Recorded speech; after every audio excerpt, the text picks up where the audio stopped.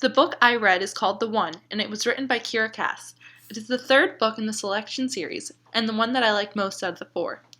For a quick synopsis, the Selection series takes place in the United States of the future, where the government has shifted from a democracy to a monarchy.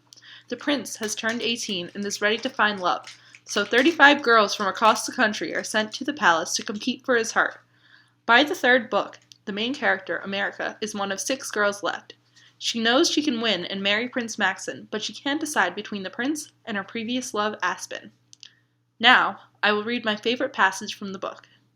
"Oh, Maxon," I cried. Unsure of what else to do, I balled up the hem of my dress in my hands and pressed it to the bullet wound.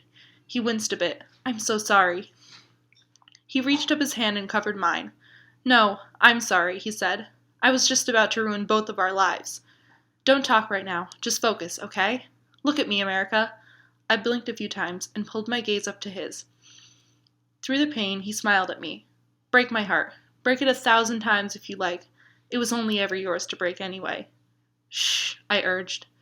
"I'll love you until my very last breath. Every beat of my heart is yours. I don't want to die without you knowing that."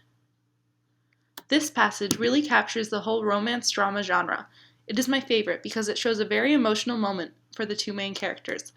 After nearly losing each other because of a disagreement, when one of them comes face to face with death, they realize how petty all of their arguments are, and that in actuality, they can't live without each other. By this point in the book had taken me through a bunch of different emotions, from happiness to sadness to fear, and finally back to happiness again. I was rooting for America and Maxon, because throughout the book it becomes obvious that they were made for each other.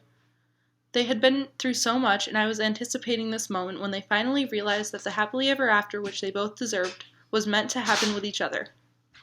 I absolutely loved this book, and anyone interested in romance, drama, suspense, and a little bit of humor here and there should read the entire series.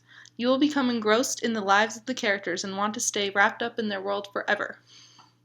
The One took me no time at all to read. I had read the 2 books that came before it, and I was dying to know how the story concluded. Not only that, but the main character, America, reminds me a lot of myself, and with a character whom I can relate to so well, it wasn't hard to just keep reading. The One was an awesome book, and if you have the time, or even if you don't, read the entire series and enjoy it just as much as I did.